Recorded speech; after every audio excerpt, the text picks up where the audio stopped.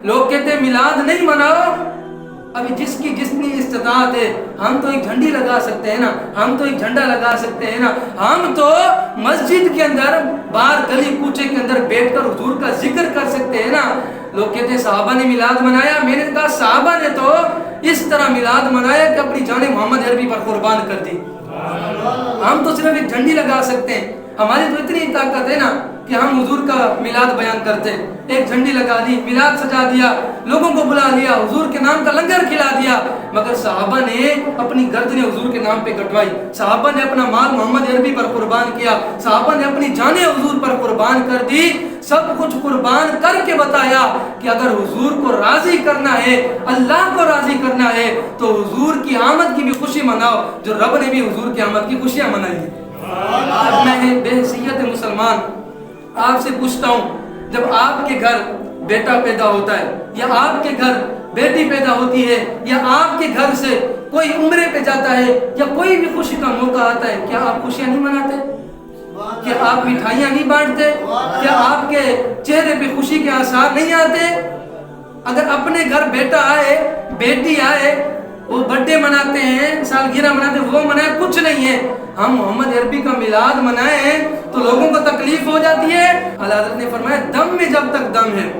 حشر تک ڈالیں گے، لوگ کہتے ہیں اب نہیں مناؤ نا، اعلیٰ حضرت فرماتے ہیں حشر تک ڈالیں گے، پیدائش مولا کی دھوم اس نے فارس نجد کے قلعے گراتے جائیں گے اور خاک ہو جائیں جل کر عدو، مگر ہم تو رضا،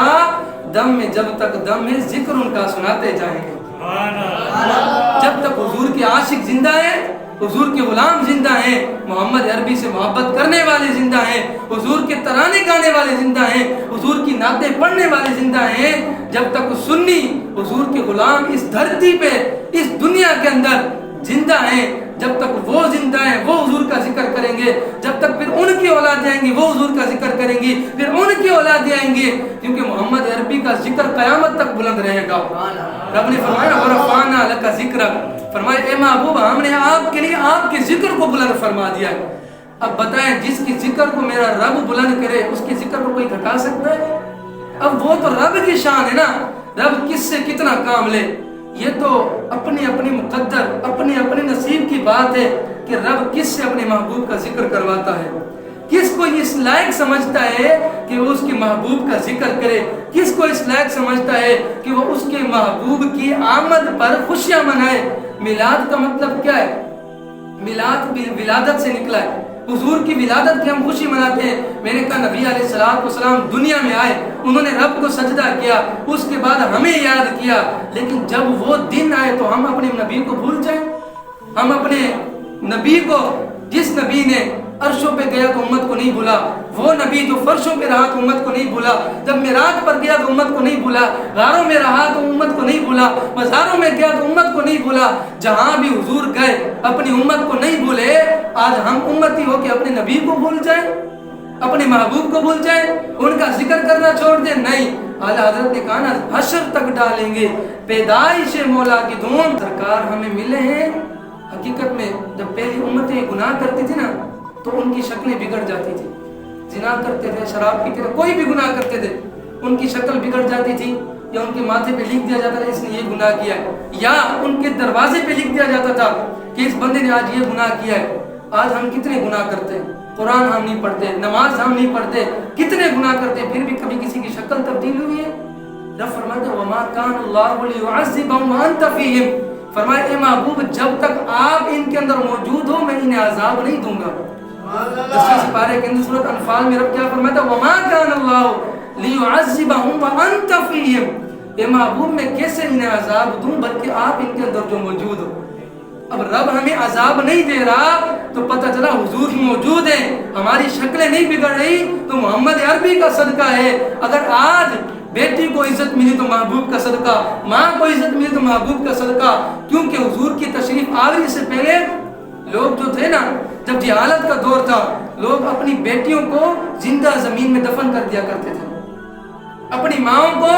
منڈیوں میں بیچ کے آیا کرتے تھے، اتنا جہالت کا دور تھا۔ جب محبوب کریم دنیا میں آئے، حضور کی ولادت باسعادت ہوئی، جتنے بھی اندھیرے تھے ختم ہو گئے، ہر طرف روشنی روشنی چھا گئی۔ جتنے بھی جہالت کے آثار سے ختم ہو گئے، ہر طرف علم کی روشنی چھا گئی، ہر طرف نور ہی نور چھا گیا۔ وہ کسی نے کیا خوب کہا تھا کہ تیری نسل پاک میں ہے بچہ بچہ نور کا، آقا تو ہے عین نور، تیرا سب گھرانہ نور کا۔ حضور ہمیں ملے ہیں تو ہماری قسمت اچھی ہے، کیونکہ پہلے بھی انبیاء جو تھے نا، جب انہوں نے حضور کا ذکر سنا، حضور کی شانیں سنی، اور ہم اس امت کی شان سنی، رب فرماتے کنتم خیر امت، تم کتنی بہترین امت ہو۔ وہ نبی یہ کہتے اللہ تعالیٰ یہ امت ہمیں عطا کر دے، لیکن جب اللہ تعالیٰ نے فرمایا نہیں یہ امت میں نے اپنے نبی کے لیے بنائی ہے، پھر وہ یہ کہتے تھے کہ رب تعالیٰ یہ امت تو ہمیں نہیں دیتا، مگر جس نبی کی یہ امت ہے ہمیں اس نبی کا امت ہی بنا دے۔ یہ تو ہماری قسمت، ہمارے رب نے ہمیں شان اتنی عطا فرمائی ہے نا، کوئی اپنا محبوب کسی کو نہیں دیتا ہے، رب نے اپنا محبوب ہمیں عطا فرمایا ہے۔ شاعر کہتا ہے کہ فضل رب العلا اور کیا چاہیے، فضل رب العلا اور کیا چاہیے، مل گئے مصطفیٰ اور کیا چاہیے۔ میرے ساتھ مل کے پڑھیے فضل رب العلا اور کیا چاہیے، مل گئے مصطفیٰ اور کیا چاہیے، اور بھر کے جولی میرے سرکار نے مسکرا کر کہا اور کیا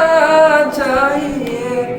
کہتے سبحان اللہ، کہتے بھر کے جولی میرے سرکار نے مسکرا کر کہا اور کیا چاہیے، فضل رب العلا اور کیا چاہیے،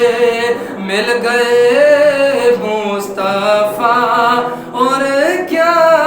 چاہیے۔ ہمیں تو رب کا شکر ادا کرنا چاہیے، رب کے فضل کا شکر ادا کرنا چاہیے کہ رب نے اپنا محبوب ہمیں عطا فرمایا۔ آپ جہاں بھی رہیں حضور کا ذکر کریں، نماز بھی پڑھیں، ہاں یہ بات بھی ذہن میں رکھیں ہم حضور کی امتی ضرور ہیں، حضور کے غلام ہیں، لیکن حضور کا جو عاشق ہے، حضور کا جو غلام ہے، اسے چاہیے کہ وہ نماز بھی ضرور پڑھے، کیونکہ حضور نے فرمایا نماز میری آنکھوں کی ٹھنڈک ہے۔ یہ نہیں کہ ساری رات محفل میں بیٹھے صبح نماز چھوڑ دے، پھر یہ کوئی حضور کا غلام نہیں ہوتا، کیونکہ جو حضور کے فرمان کو چھوڑ دے، حضور نے فرمایا نماز میری آنکھوں کی ٹھنڈک ہے، وقرۃ عینی فی الصلاۃ، فرمایا نماز میری آنکھوں کی ٹھنڈک ہے۔ اب ایسا کریں حضور کا میلاد بھی منائیں، میلاد کے ساتھ ساتھ نماز بھی ادا کریں، نماز ادا کرنے کے ساتھ ساتھ قرآن کی تلاوت بھی کریں،